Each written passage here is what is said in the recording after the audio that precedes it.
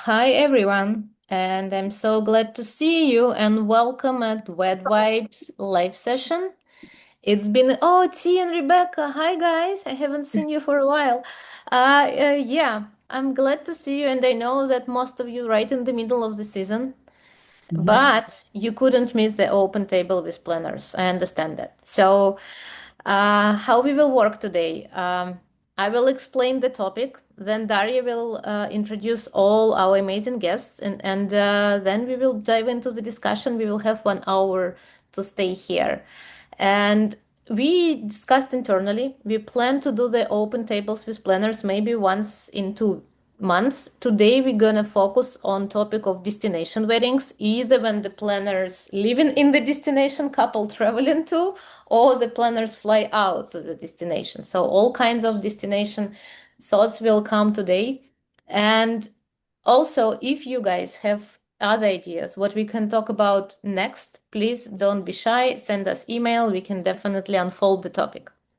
All right, now we have not much time. I will ask Daria to give an amazing introduction for our guests. And before we do that, in the meantime, I will ask you, as a tradition, to put in the chat your name, where you're joining from, and your profession. And also, please be present and put chat on fire. What does it mean? Ask questions, share insights, give comments, disagree, agree. Just take advantage of this 1 hour, and whatever you wanted to get from this session, please get it. Don't be shy. All right, Yeah, let's Daria. have a conversation. Yeah. Okay, so let me introduce. We have 5 companies, 6 planners here in the room, but one thing in common. For their couples, it's always a destination wedding, where that means they actually pack the tons of suitcases and flying across the world, across the ocean for the client, or being the local experts who welcomes couples arriving from abroad. And today we're going to talk about both sides of this equation. And let me introduce our amazing planners right now. Let's start with Sheila. Sheila is the founder of Pamela Events, a destination wedding planning and design studio based in Madrid, specializing in elegant, bespoke celebrations across Spain, France, and Italy for couples marrying abroad. Hi, Sheila. Welcome. Welcome. I'm They're happy to welcome. have you Oh, here. thank you. Thank you for having me. I'm so Uh, sorry for my voice because I'm a little sick. that's totally fine. So thank you for finding time in the middle of the season for joining us. Let's move right now to Sahel. Sahel is the founder of Sahel Rotary Events, a luxury wedding and event planning studio based between Boston and Bordeaux. And spoiler alert, right now Sahel is in France. She's known for refined white glove destination celebrations where the couple's story actually leads. So basically all across the world. Hi Sahel, thank you for joining us. Hi, everyone. Thank you for having me. Okay, moving across the ocean for a moment, Lupita. Lupita is the founder and creative director of Lupita Tirado Events Design, a leading destination wedding planning studio in Mexico, known for story-driven, culturally rich celebrations, with 15 years of experience across Mexico and Italy. Thank Hi, you Lupita. so much. Nice to meet you, everyone. Thanks for joining to the meeting. I expect that these questions helps to everyone a lot in this beautiful work that we have. Yes, yeah, absolutely. I know it's going to be a interesting conversation. Okay, let's stay in, let's say, American continent. Right now, moving to the Northern America. Mel is the founder and creative consultant behind W Events and Decor. Canada-based wedding and event planning studio. Mel plans and designs weddings and events that go wherever her clients needs her, of course, in Canada, but also across the world. From full service planning to hands-on decor execution. Hi, Mel. Thank you for joining us. Hi everyone. I'm so excited to be here and grateful for everyone joining. So thanks for your time. And right now, let's move to our planners duo and let's travel to Greece. Hello, Katrina and Katya. They are the founders and creative directors of Golden Apple Weddings, a destination wedding planning and design team based in Rhodes, Greece, celebrated for bringing couples' Pinterest visions to life with striking detail-rich styling. Hello from ladies. Greece. Very Hello, happy to hello. be with you. Yes, thank you, ladies, for joining us today. And let's kick off our conversation with the warm-up question. Alina, do you want Okay. to do an So honors? question number one, what is the biggest misconception couples have about destination weddings when they start working with you or just generally work or like planning the destination wedding? Mel, I will start with you. I think cost and logistics, as far as like where, even just from the airport to, how far the venue or villa is. I'm finding a lot of my clients think, especially with the Canadian dollar, and the euro and US dollar, they're so taken aback by the cost, how much their money can get them. And also, once we get there, they're not factoring in how much travel and the costs associated with the travel costs of all their guests and even just them. So I find those are the two biggest, I guess, hurdles that I'm always challenged with. Mm-hmm. Okay, who else wants to add something or, or you just agree that cost and logistic and that's it? Or there is something else? Sheila. I will say, in my case for Spain, the budget, because many people think, for example, I mean, Spain is more cheapest weddings like Affordable. in Mm-hmm. US, of course, but it's not the cheapest that people think is. It's not 30,000 euros for a wedding for Mm-hmm. 100 or 150 guests. So this is no, it's not happening. You want a nice venue, a nice food. So I think this is the most misunderstood. So always they think it's cheapest than until they realize when we start to discuss about the prices and the Yeah. vendors. I guess that yeah, we have Greek planners and Mexican. I Yes, think everybody the can same. agree. However, I will ask you also to think broader. What else? Because budgets is always a big challenge for the wedding, right? People don't really track, like it's not grocery shopping when you remember prices. It's something that is shockingly more expensive regardless of your budget, 100,000 or 1 million. If there is something else that comes to mind, which is also probably can be interesting for like the business, the B2B audience that we have in this room, that are also important to know. I see. Okay, Mel, Yeah. coming I'm like, back do I to raise you. my hand or how do I do this? Yeah, go ahead. Yeah, that's perfect. I found last year I did a few different destinations, and I was even just as a planner, and then obviously with my clients, we had done two different local celebrations for their wedding in Canada. So we kind of did a celebration that was for guests who were not joining us in Santorini. And then when we were in Santorini, I was very surprised the difference between hospitality and kind of how we do things in Canada versus how Mm-hmm. things were executed Mm-hmm. in Santorini. So that was a learning curve for myself and my team. And it was also something that my clients really commented on as we kind of navigated different properties and different celebrations throughout Greece. So that was really big for me to learn. Yeah, Yeah, thank you I for love that. it. It's a cultural differences that they are not used to, Yeah. and they expect that, for example, planning something in Italy, the local vendors they'll reply right away instead of waiting for the month Yeah. for the answer. Yes, Okay, so also yeah, as Lupita. concerns Greece, what Okay. most of the couples usually don't have in mind is the difficulties. It's different going to a city or to a country that everything should be accessed, could be accessed by driving distance. Greece and the islands that very popular about the beauty. They have the difficulty of having to bring everything by boat or by plane, and this it has a combination when we talked about the costs. So it's different having all the flowers imported from the Netherlands in Europe or in USA to have them in nearby distances. Here they have to travel in Athens and then a different distribution and few more days to reach final destination. So logistically, this is Mm-hmm. an extra complexity and the costs are higher. And also it's really important when we're talking about local planners in order to have the expertise and the logistic knowledge how to solve these problems and make things work better and faster. Mm-hmm. Okay. That's a different story. Logistics that they like because like we as a customer, right, as a consumer, we buy the final product. We buy the beautiful picture, the sunset, let's say, in a like Santorini, for example. Exactly. But we don't know that actually we have to fly everything out. Just me and Alina, we recently went to Maui for Engage Congress, and I was thinking, okay, how actually difficult logistically it is to organize anything here, because you have to fly in from flowers Everything. to food to alcohol, everything. Everything. Absolutely. Okay, Sahel, living across actually two continents, two different cultures, maybe you also have to add something in terms of the customer expectations, cultural differences.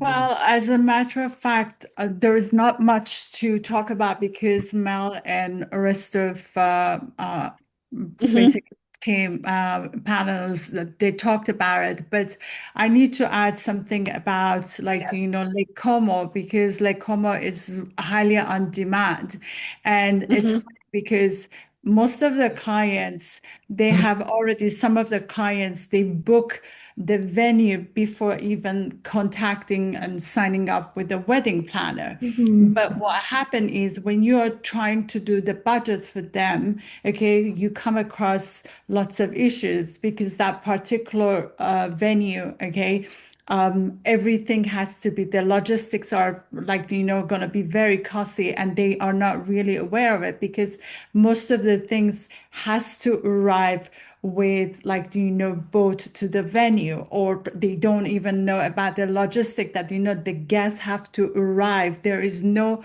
back road. They have to arrive with boat, and those are the costs that it's gonna end up on them. The entire pressure gonna be on their basically shoulder, and this is one of the very complicated issues we have had with client. I had that issue last year because it was their own actually venue, and they mm-hmm, totally forgot about, oh, we need to get all our guests arriving with boat to the venue, or everything has to arrive. So which basically cost them $1,000s, hundreds of thousands actually.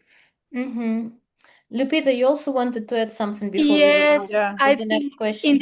in the previous questions, I want to add that it's a surprise for me sometimes when you have clients for Mexico, for Italy, they pretend to act like a travel agency for their guests. And it's a surprise because now in this moment everyone knows to travel and knows information, but Mm-hmm, to reduce that nervous, in our clients, we help with some things, like for example, we create a guide for with the places for to go, information for the guests, and for example, we try to have some alliance with the travel agency locals to mm-hmm, help with hotels and flights and everything, because I don't know what happened when the couples start to planning in a different country. They feel very overwhelming, and I think that kind of elements can reduce the nervous in the beginning and the overwhelming feelings. mm-hmm. That's true. That's actually leading to the next question that I'm curious about. It's one thing if you were, for example, staying in this place, right? Like Katrina and Katya, or maybe in some cases, Sheila or Lupita. I feel like it's more for you because if couples come to your destinations, it's easier for you to, let's say, oh, let's go right now for location scouting, or let's have a meeting about, I don't know, tasting, whatever. But it's another thing that you have a client, they decided to go to the different place, right? What if the tools you use, then you're actually planning something that both you and your couple, they have to fly. All of you have to fly at this location. What are the tools that you rely on in a long distance, let's say, planning? Something what will help them feel closer to the process. Because I would imagine for the whole year, they're like super anxious about everything, and you don't have the necessary tools. Can you share with us how do you deal with the situations? Uh, Lupita? Yes. Yeah. For example, when I start the business, international, I work locally with some planners because I think it's important to have a local vendor that help you with for your guests. And it's important because it's not necessary in the beginning to travel for the team. Normally, I do only a trip with my clients, but in the middle of the process, and I think that kind of things helps a lot for the trust and the cost in all the process. The other thing, maybe we can reduce, all these feelings because we always have a very good communication with our clients. We open different channels. The couples, they have a project manager for every wedding. They know the person that who be attend during all the process, and we open, like a WhatsApp group, informal for informal communication, mail for formal and contracts and everything, and we are totally available. And sometimes it's important because we have different hours. When you show that you are available, you can grow intros for your clients. Oh, I love it. So you have different managers, let's say, and they operate in different time zones, right? Yes, exactly. Especially in Italy, I work with a local person that can do that. Yeah, I love it. And so whoever's in the chat right now, and if you're local planners and you just want to work in your destinations, it's a great opportunity for you to actually introduce yourself and to great connections in this room. Okay, who else? Who wants to chime in? Anything else? Mel, I see that you want to say something. Yeah. Yeah, I honestly just got so much knowledge from just even being in Lake Como at the last planners trip. I'm actually working with Luna next year already, and I feel like just having those in-person connections was so valuable for me. Obviously going and seeing the venues and showing online that my clients that I was there, people are like, oh my God, I saw it on TikTok. And I'm like, you didn't see this on TikTok. You have to walk down this alley and do this. So I found that really being there was so incredibly helpful, and now making those in-person connections to now have her knowledge because she's Italian, she speaks the language. She's close by too. I'm like, hey, there's a venue. I obviously am in Canada. Can you get there? She's already offered to do things for me. So just building those close relationships makes my clients also feel just so comfortable. And I think at the end of the day, having that trust is the most valuable thing for your clients, especially with destination. They always want peace of mind. That's true. That's true. So we have local, let's say, co-planner, right? We have fam trips, or I would also throw it out here, maybe sometimes even editorials or style choose. So basically, if you actually, as a planner, come to those places, and to Mel's point, you can explore this and you will see the other picture behind the scenes. I believe it was actually Zeri from one of our projects, and she showcased how actually they're like, how many steps was it on one of the villas, right? And she was like, oh no, I would never go on this path. I'm like, I'm too like, yeah, I don't want to do it. Anything Yes. else? Also, I think everything starts and ends on the end of the good cooperation between the planners and the network between them. So not only if we are working with a local planner, but if we have a good relationship with the other planners, as we really try to do here in Greece the last years with the Association of Greek Destination Planners that we have. It's really helpful. Many times has shown up that the networking, even if we haven't been in a destination before, with the telephone, it's very easy to get information, what to look after, what to avoid, what to choose at the destination. Who is the best vendor? Yes, and every time it's a great start when going to a new place. Yeah, that's true. That's true.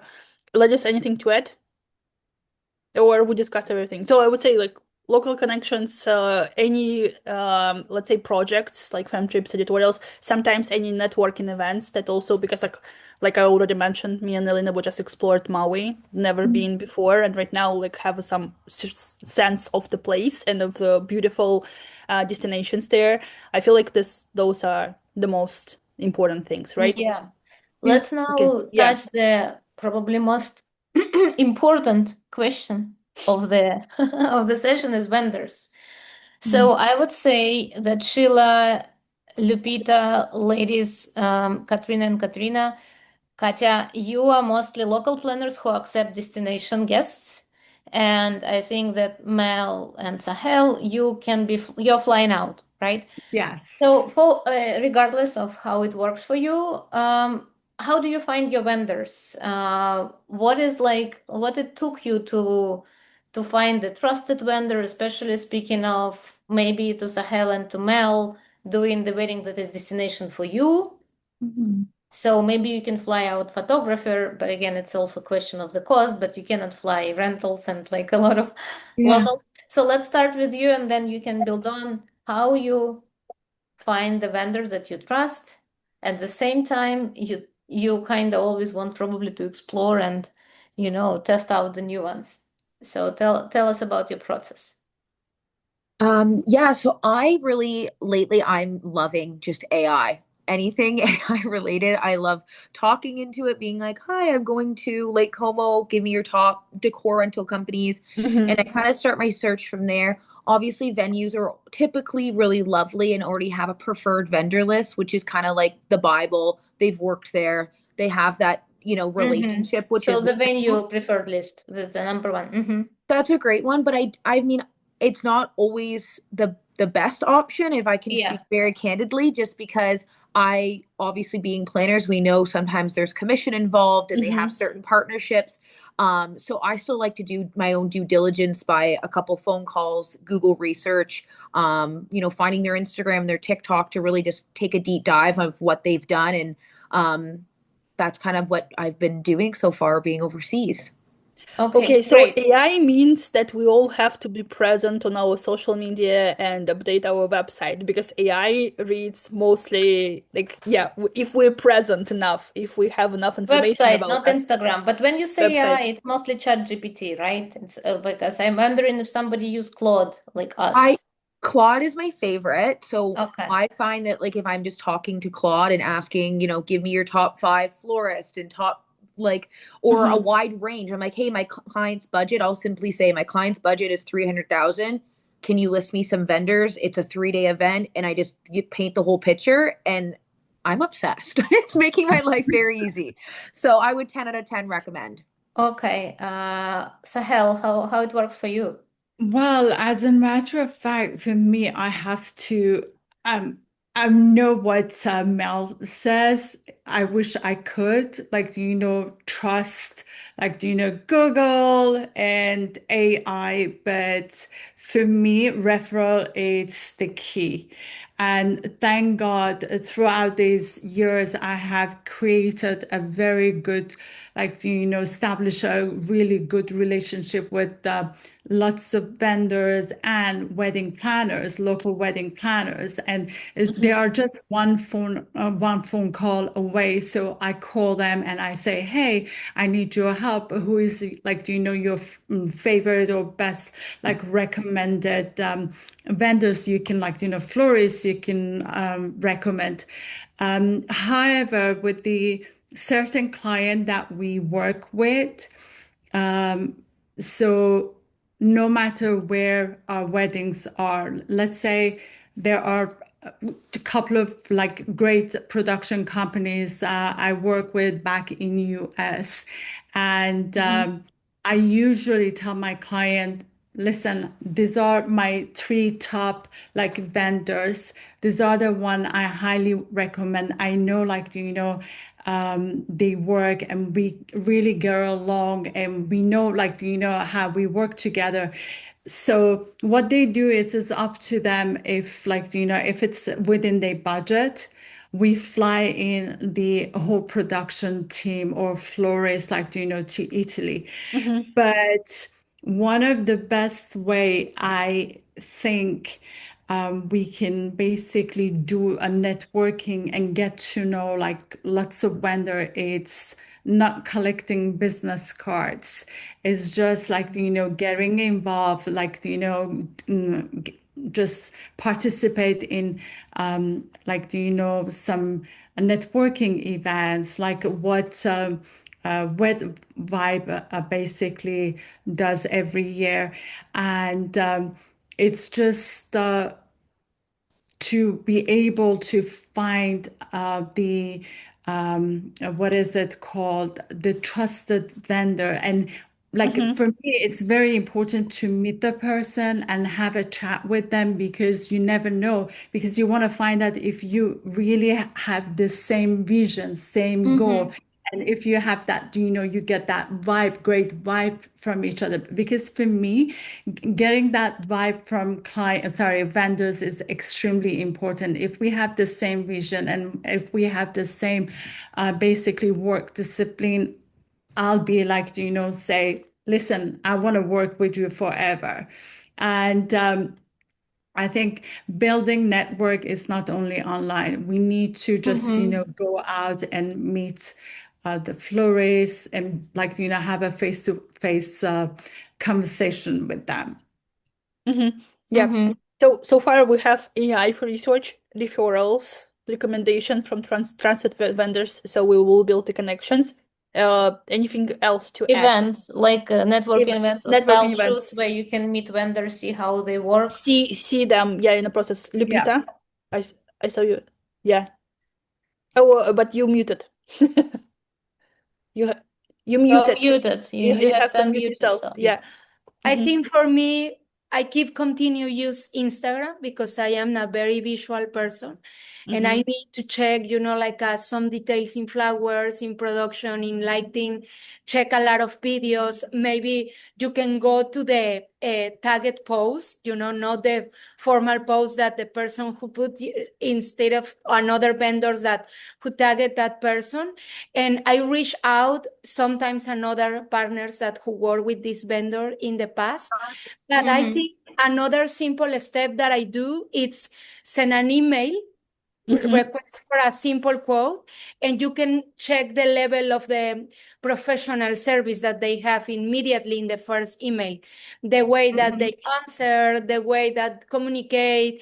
Maybe they can propose immediately a meeting or a video meeting, and they say a lot from their side, because you can check the level of the professional service that they have. Sometimes works for me, and sometimes with the local relationships I can check the reference. Of course, that, like Sahel mentioned, it's very, very important. But I think for me the first contact is like the first impression is when you enter to a room, immediately everyone is have a first impression. When you have the first contact, it's everything for me. Yeah, that's true. You only have one chance to actually to get the first impression. So be proactive and be quick in your replies. Sheila, anything to add here? Yeah, I will say the same like Lupita. So for me, first thing, I check Instagram, I check the website, I check Google. So I made a minutious research of the every vendor, because of course Instagram is the best photo, but you have to see everything. And of course, the next step is the communication with that vendor, because what she said many times on the email, you see how is the communication, how long they respond or they answer, or how is also the dossier or the portfolio. Many times you see one thing in Instagram, and after they send you a portfolio which is not the same thing, or not the same quality.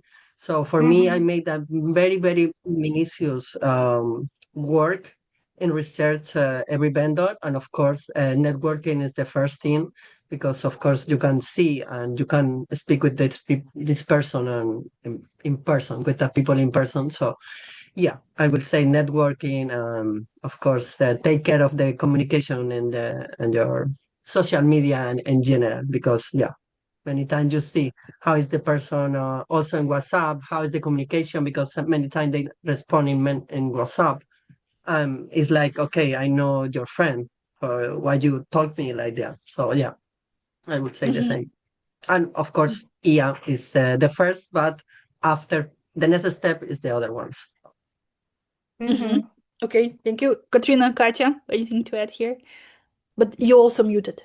And even if you just want to say the same idea, it's also important to understand how most of the planners how it works use for everyone. vendors. Yeah. I would like to add another highlight for us is the contract, what we receive from the vendors. From there, you can understand how professional they are. And of course, based to the experience that and really taking care of have check all the data from internet, from the vendors, from the networking that we have and we have built, and also their offer, as Lupita said, and of course the contract. So it's a combination. To see how the experienced they are. Mel? Mel. Yeah, I just wanted to add one thing. Something I did when I was actually I was executing an event in Hawaii, and I was just on TikTok. And I thought I was on a planner's page, but it was actually just the bride. And so I messaged the bride, and I was like, "Hey, I'm looking at this florist. Did you work with them?" And I got that direct referral from the client. She's like, "Yeah, florals were great, but communication leading up wasn't so great." So just like a kind of a little, I thought that was interesting that I just kind of went right to the consumer and right to the client instead of going off of directly from the vendor, because obviously I can paint a pretty picture and it might not always be that. So I kind of do that sometimes now. If I just see someone on Instagram or TikTok, I have no shame reaching out to another bride or something like, "How was your experience?" Because people have done it to me as well. So referrals are very powerful. Oh, that's true. Especially with like the rise of social media, especially TikTok, it feels like the brides, they becoming more and more vocal. They will tell you about like all kinds of experience they have, like how was the venue, how was the planner. They will sit down and do this, like, oh, get ready with me, I will tell you the story. And like right now, it's kind of scary right now how exposed we are to. Totally. I have a couple influencers I'm working with, and they make very honest reviews of things. And I'm like, I better be on my best behavior. I'm going to get Oh yeah, right, roasted. right. Because it's way too vocal about everything. But I Yeah. also, ladies, to all of you, I also have a question because we clearly have like the B2B conversation here. And we always, when we work with like other professionals, right? The question is how I can reach out to the planner that I want to work with.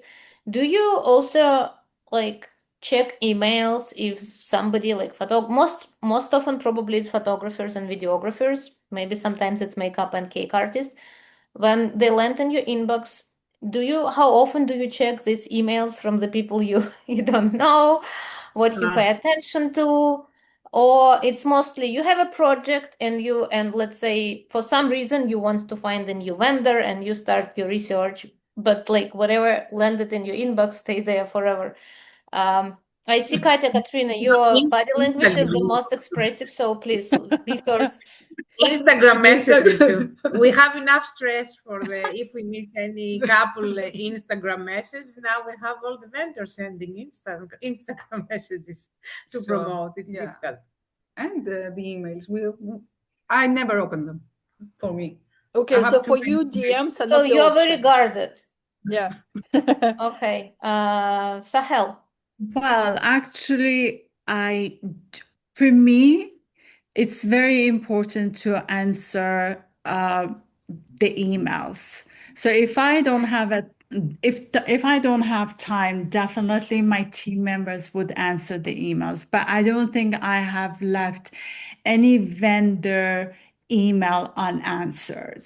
And I think as a courtesy, we all should. I mean, this is my personal opinion. We should, no matter what, because it is like, encouraging for them. You don't want to like, it's nice to answer it. And we all have been in their place, okay?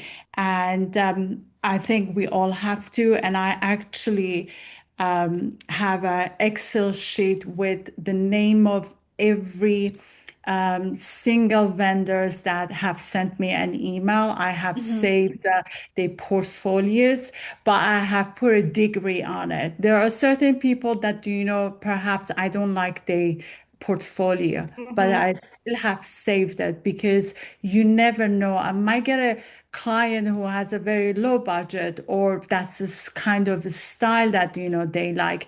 So I keep them in my basically portfolio, and they are like, I have degree them like from, let's say, 1 to 5. So I know who's 5 star, who's like, I have done the starring with them.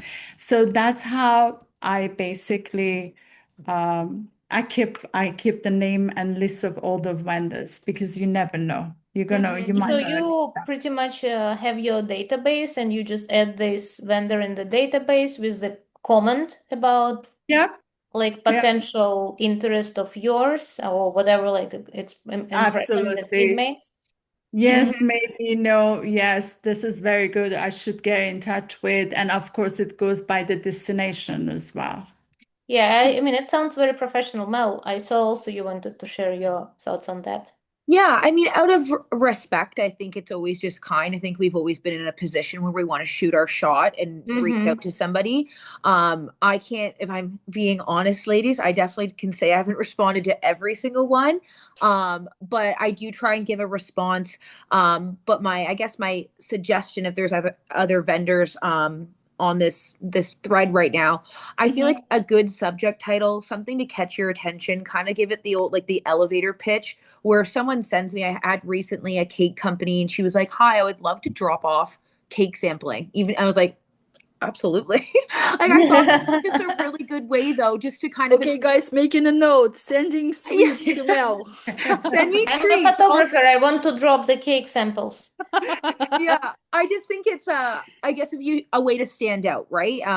I've always tried to, if I'm ever, shooting my shot with even clientele or vendors or whatever it is, you kind of have to have a little way of, even if it's that punchy subject title, or hey, like, I recently saw your wedding here, it was amazing, and then go into it. You gotta, I guess, catch my attention is what I'm trying to say. Yeah, Yes, I love I it. think. Yeah, Oh, Lupita, go ahead. Go ahead. sorry, I think the same like Sahel. You never know. I think for me that phrase is important, and I have a folder in my email with all the vendors that I receive, emails that I receive, and I think it's important to answer, because maybe you can create a connection sometimes for later. But I can say, the same that Mel, for example, it's very important that the email we receive, it's very creative and presents the portfolio very well. For example, recently I received an email from a musician, and it's not only the email.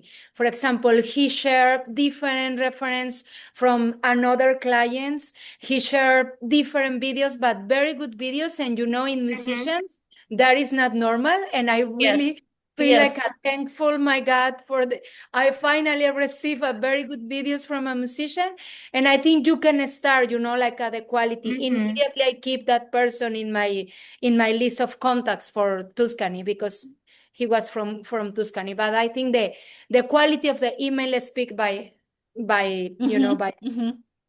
That's true. Sheila, anything Shilva, to add? how about you? Yeah, I will say the same like my colleagues.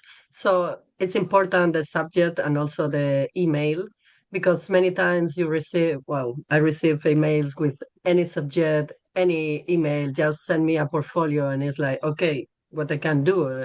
I feel like I'm Google many times. Like, the people send me their portfolio, like thinking, okay, I'm gonna find them a job or something like that. So, but for me, it's also the time. So it's consume my time for planners is very limited. So I have my one person on my team is taking care of that email. So I send to her. She answer every mail, because I think that the same like Sahel. I like to be polite, and unless many times, many of the vendors I check. If I don't like, I say, okay, we're gonna send to this trash. But unless I want to be polite and say, okay, I received your email. Thank you for the information, but probably in the future we'll see. But maybe it's not future. But what I say with my colleagues is very important: the portfolio, the communication, because at the end it's one shot. So you have one shot for impress our time, because like planner, we have many lists, many Excel lists with all kind of vendors. Sometimes you can imagine what kind of vendors you can receive in the email box and the box, because it's crazy. So, but yeah, so I will say, please take care of the communication, because it's also a presentation for your job.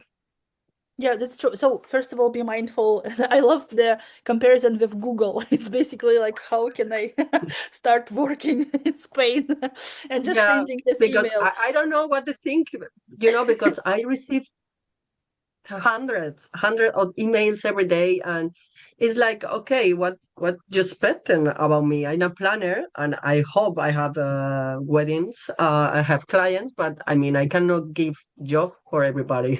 Like, Yeah, sometimes I feel like we are Google, because the people send the email like we are, I don't know, um like in the void. job Okay, here's company. me. Yeah, here's my work. Please hire me. But what else works in your experience, ladies? Because I do understand that you receive hundreds and hundreds, thousands emails maybe per season. Okay, great, be great in communication. Pack yourself, like package yourself, position yourself well.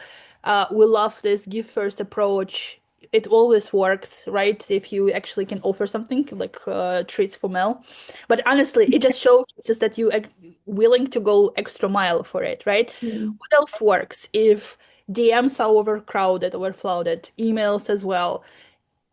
Tell us maybe about some of the experience that actually a person was so mindful and or offered something and it resulted in your project together. In my I case, what it's more, I'm sorry, what no, is please more, go. yeah, I'm sorry.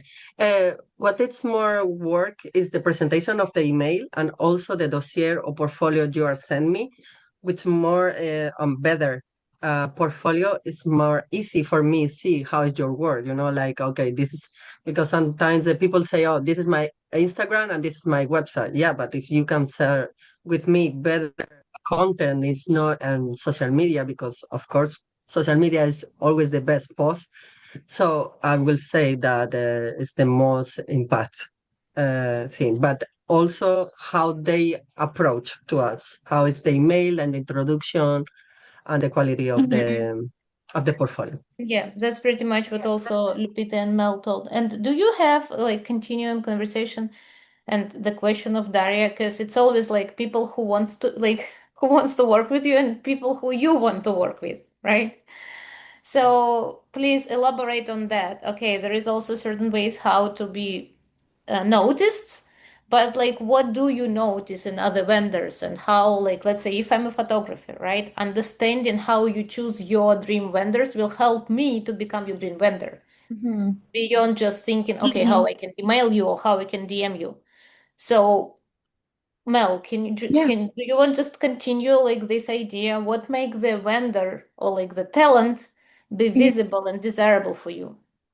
I mean, I've had vendors go as far as sending me some like even like a postcard in the mail, like their business card that was just kind of blown up, and then they've I just texted them actually. I thought it was really thoughtful. I thought it was really I'm a tangible person, so I always like to kind of physically have something. As we've all mentioned, we get hundreds of emails a day and DMs. So to actually open my mail, and it was actually a content creator, and I ended up just texting her, and she offered to do a collaboration for my next event, which I thought was super lovely. So I could I got a physical written note, which I thought was just very classy. B, she offered me her services to collaborate, just to even show me in person what she could do. So I thought that was incredible, because it's one thing to talk the talk, but when you're walking the walk, and she actually was like, I'll show up at your next event and I will actually shoot your content. And she did. And then instantly I met her, we hugged, she did the wedding, and she absolutely crushed it. And I just thought that was so kind and creative, and such a great way to actually stand out from other content creators. And I work with her all the time now. So I think as creatives too, like really think outside the box, like if you can send that handwritten note, or if you know that there maybe I post a lot, like my clients' engagement photos. They're getting married in 6 months. If I was a photographer or something, maybe reaching out, being like, I saw a beautiful couple you posted. How can we work together? Just off the top of my head. You know what I mean? So get creative. I love it. We call Lupita. this like the give first approach. Offer something in return that they actually can give the planner the sample of your work. Because Yeah. otherwise, how you can trust if your client's life, if your client's celebration here. Lupita, but you muted. Sorry, because I have a lot of noise outside of in the street. I think the other day, one photographer, he proposed to me to do pictures for my portfolio, but like a personal pictures, like portraits for my webpage. And I think it's another thing that people can do, like outside of the box. It's not necessary to work with a couple, but we need pictures from us for web, for Instagram, for social media. And I think for me it was a great idea to have this contact previous to a wedding, because I can check the level of the quality from this photographer before to suggest with a couple. Yeah, I love it. We also, like, whenever we do this marketing calls, this is what we suggest to vendors. Yeah, just create a like personal portfolio. A couple of portraits will give a planner a sense of how you work, how you direct, and the final results. Sahel, I see that you thinking of. Well, I'm just a listener. So for me, please do not send me any gifts. Thank you so much. Thank you. I And don't it want any was. gifts. You're And making if me you look want to greedy. send me a gift in a small box. Okay. Be mindful. Be mindful. Yeah. Yeah. No, for me, it's just the personality and like, picking up the phone, calling me, or honestly, I think it's more of the personality that it attracts me, not getting some like, gift or cards. I'm really sorry, Mel. I don't really care about those, but it's just like, the personality, because they can write me a nice note and not have like, personality. If just, warm wishes for me gonna be much nicer, or getting involved in getting engaged on my post, maybe I would remember you really well. You know what I mean? Yeah. But it's just the personality. For me, personality and the energy of that individual is extremely important. And of course, like, the way they send their portfolio, it's extremely important, because they have to make sure they have all the necessity details and information, because I don't want to ask them, oh, can you send me the link to your Instagram? Do you have an Instagram? Do you have any other social media? Oh, by the way, do you have like, website? Because I don't have time to go through people's drive. So please do not send me any links to your drive, because I think it's just, nonsense. And if you send like, perhaps a website and you want me to access to your album, make sure I can easily access, because I don't like to send an email and say, oh, please give me access to get like, to view your albums.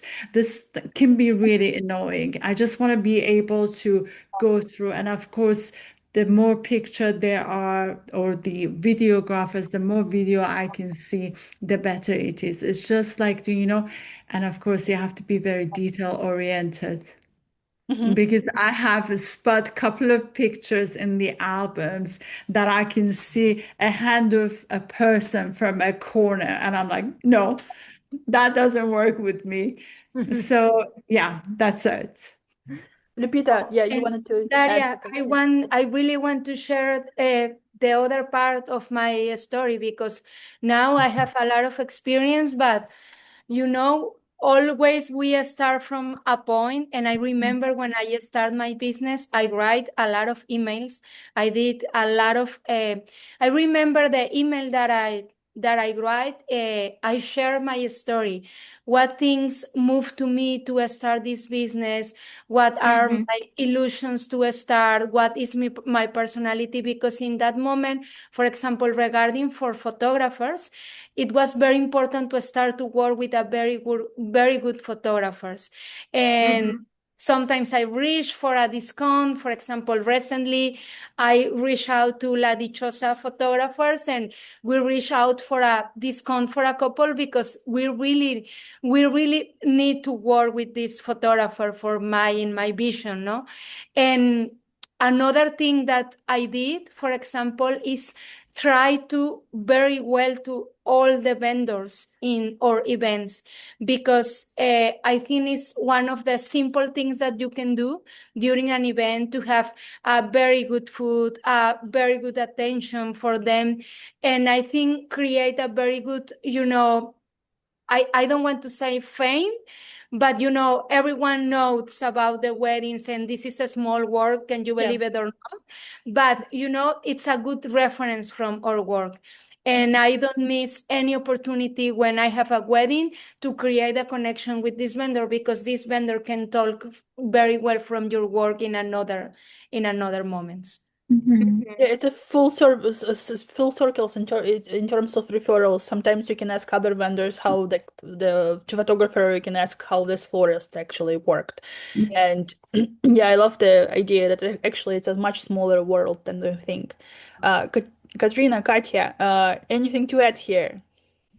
The most important is what Sahel said about the personality at the end, a quick phone call to follow up any messages at the end, and nice communication is what matters most. Can I just add one thing? I think what I've learned the most with having my business, I've had it for 10 years. It's how you make people feel is what they really remember. You can say the nicest thing, but when you make someone feel either seen or valued or, appreciated, whatever it is, I feel like that emotion is what sticks with people, whether it being a vendor or a client on a wedding day. When you can really make that human connection and make someone feel something, I feel like that's what sticks with them. So that's all I wanted to say. Great addition. We have a question from T and Rebecca in the chat. I will read it out loud and then I hope you will express your opinions. Does a vendor's major live event direct you to work with them or recommend them to a client? In other words, if a vendor becomes pregnant and announces on Instagram or a death in the family but still has a team of people, does it affect your decision making to work with them? Not to me. Okay. I think that's a question that would have to fall under like a case by case, because if it was, for example, myself, of being in Canada, and if I had, say I was flying over a makeup artist from Canada to Italy and she was pregnant in the wedding and it was 2 months out, just even for safety or something, you know what I mean? Like, I think I would want to just think of, obviously, health is the number one priority and safety of vendors and client experience. So that would be my first thought process. But as a whole, to answer the question in the most simple way, it wouldn't deter me from connecting with that vendor and having the conversation. I would just want to make sure you have someone from your team that is of equal value that can step in and be a replacement, and just kind of navigate things from there. Thank you. Yeah, Lupita.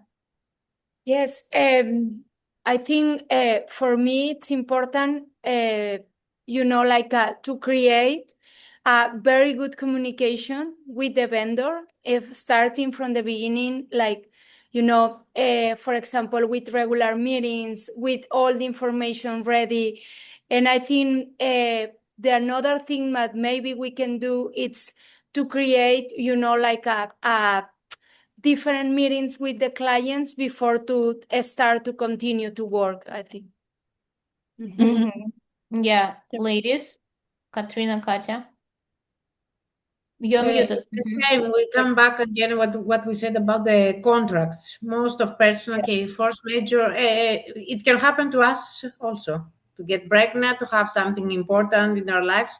In that industry, we're mostly women, so we couldn't say that this would be a problem at all.